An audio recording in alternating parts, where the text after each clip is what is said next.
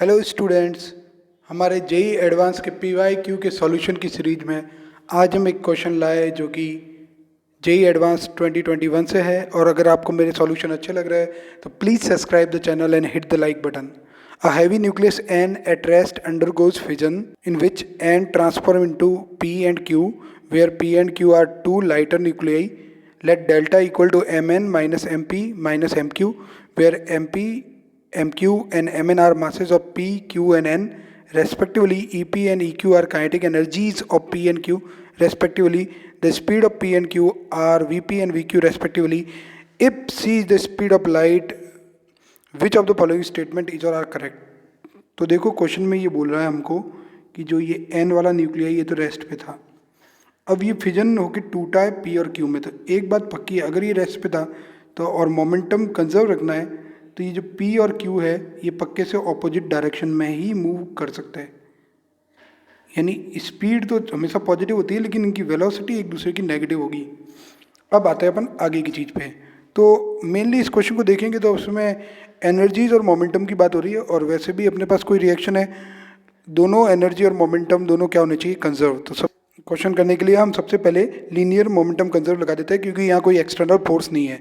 यानी initial momentum जो होना चाहिए सिस्टम का वो फाइनल मोमेंटम के बराबर होना चाहिए। वेक्टर रिलेशन है ये एक।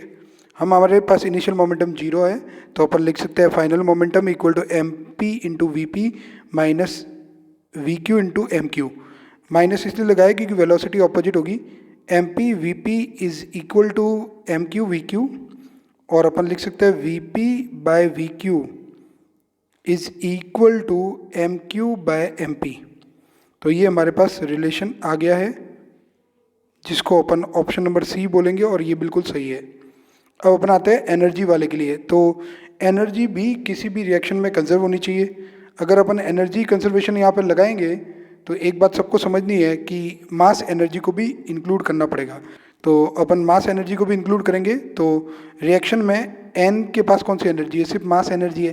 तो M N C square, P के पास दोनों एनर्जी है तो M P C square plus kinetic energy of P plus M Q C square plus kinetic energy of Q, जिसको ई पी और ई क्यू से लिखा गया है। अब अगर अपन ये सी स्क्वायर वाली टर्म को लेफ्ट में ले आए तो M N minus M P minus M Q into C square is equal to E P plus E Q. तो हमारे पास delta into C square equal to E P plus E Q, यानी हमारा option A भी सही हो जाता है। अब अपन को ई पी का एक और रिलेशन निकालना है तो यहाँ ई क्यू को चेंज करते हैं। Delta C square is equal to E P, और ई क्यू को भी अपन ई पी की टर्म्स में लिख देते हैं। तो half M Q V Q square. अब दोनों न्यूमरेटर डिनोमिनेटर में एम क्यू से मल्टीप्लाई कर देते हैं तो हमारे पास आ जाएगा delta C square is equal to E P plus half. अब यहाँ भी ई पी लाना है तो एम क्यू वी क्यू को अपन लिख सकते हैं एम पी वी पी। तो अपने पास आ जाएगा M P square V P square upon M Q. इसको फर्दर सॉल्व करें तो delta C square equal to E P plus half M P V P square M P by M Q. और इसको अपन एक स्टेप फर्दर ले जाए तो delta C square equal to E P common आ जाएगा, क्योंकि ये टर्म भी आप देखिए ई पी है, अंदर बच जाएगा 1 plus M P over M Q. जिसको सॉल्व करें तो अपने पास ई पी की वैल्यू आ जाएगी M Q upon M Q plus M P into delta C square equal to E P.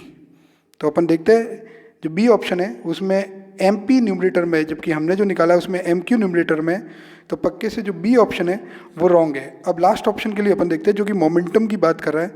तो मोमेंटम और काइनेटिक एनर्जी में एक रिलेशन होता है, सबको पता होना चाहिए कि momentum equal to root two M kinetic energy, जिसको लिख सकते हैं kinetic energy is equal to momentum square upon 2m। तो इसी फॉर्मूले में, क्योंकि लास्ट वाले आप जो हमको उनको प्रूव करना है उसमें मोमेंटम ऑफ पी और मोमेंटम क्यू वो तो पहले से ही इक्वल है, हमको मोमेंटम पर पी निकाल देता है। तो ई पी को अपन लिख सकते हैं मोमेंटम ऑफ पी का square upon 2mp is equal to M Q plus M P delta C square. 2mp को उधर राइट में ले जाते हैं तो P square equal to 2mp M Q upon M Q plus M P delta C square.